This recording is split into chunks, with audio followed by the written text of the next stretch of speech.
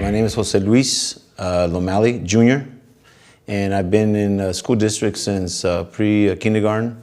Born and raised in this community. My parents immigrated here from Mexico. I'm the first generation here. And going through the schooling, I was learning the English language.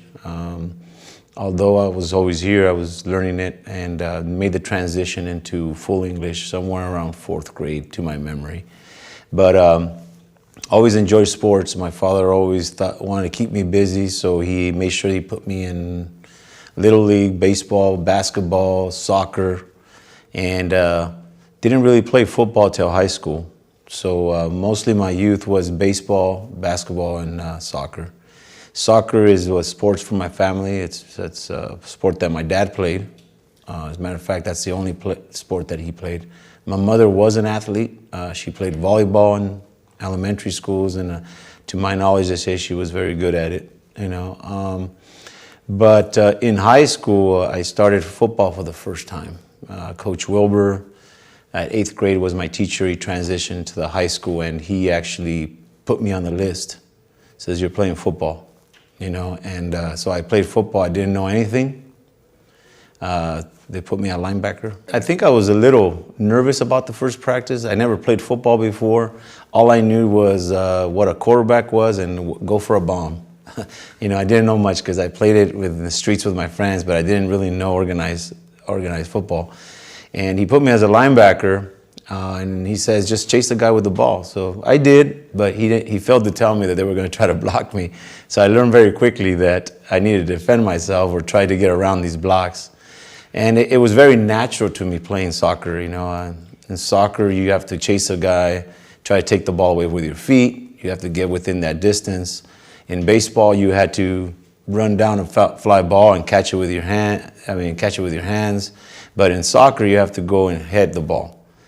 So a lot of what I knew in soccer, it was easy for me to transition into football.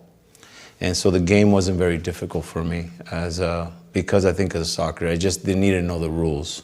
So I remember doing blocks, angle blocks and stuff like that. And then by the end of the season, I was a receiver.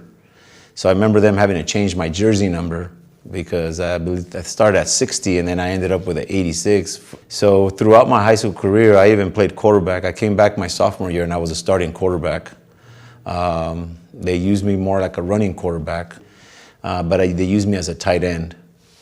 So I played tight end all that year and then came back my senior year, and there was debate whether I was going to be the quarterback or not. Coaches had asked me if I became the linebacker that I couldn't do quarterback, I couldn't do both.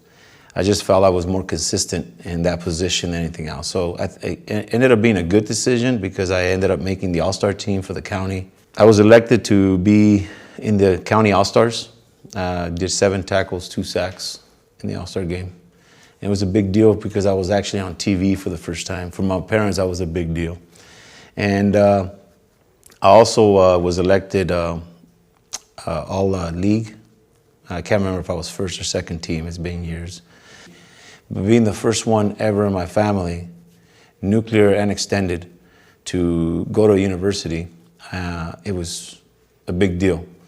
But, it was a big transition. Coming from a little town that at the time maybe had 10, 11,000 inhabitants, going to a university that had about 36,000 students, that was bigger than your hometown, was very intimidating.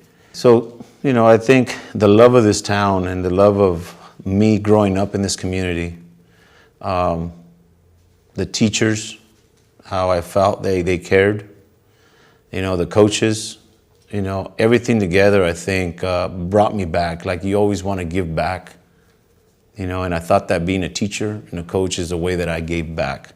And particularly, as we talked about in soccer, that discipline wasn't there.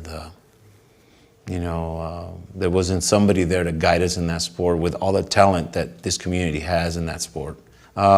First off, thank you to Fillmore High School. The memories here, it made me the person that I am. You hear the saying, I bleed blue. Well, I bleed blue, and knowing I was coming to this interview, I wore blue, so I just love it. I love Fillmore. This is where I grew up. So my name is Jose Luis Lomeli, known as Coach Lomeli, and I began my coaching path in soccer in the early 2001. I started with the girls. Most people don't know that. Coached a couple of years of coaching the girls, and the position became available for the varsity boys position. So I didn't think about it twice. I really wanted that position, being an alumni to it. And the first year, I remember telling John Wilbur, which was the principal, I go, don't expect much this year. I got to change the culture here. And sure enough, there was some resistance from some students. You know, they weren't used to the discipline that I brought. And we ended up 500. You know, we didn't even make CIF that year. But the second year, 2005 season, half the kids were there. They were juniors. They were really hungry. They really wanted. They bit into the whole discipline stuff. And we didn't win first. We could have. I had to bench my starting goalie to Carpinteria, which ended up winning the league. But we both made CIF. Carpinteria, I believe, lost in the second round, and we made it all the way to the finals. In 2005, after having the bad season in 2004, not making CIF, the kids really worked hard. They really bit into the whole discipline thing, and they just worked hard the whole year.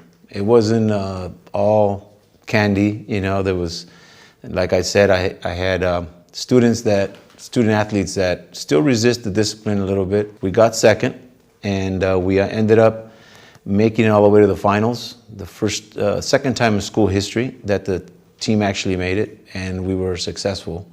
We won. We beat Mojave 4-0, and you can imagine the first time, you know, that's what everybody plays for, is a CIF title.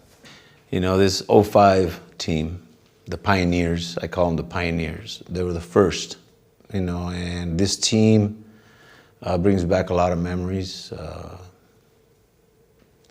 emotions, coming back on the bus ride.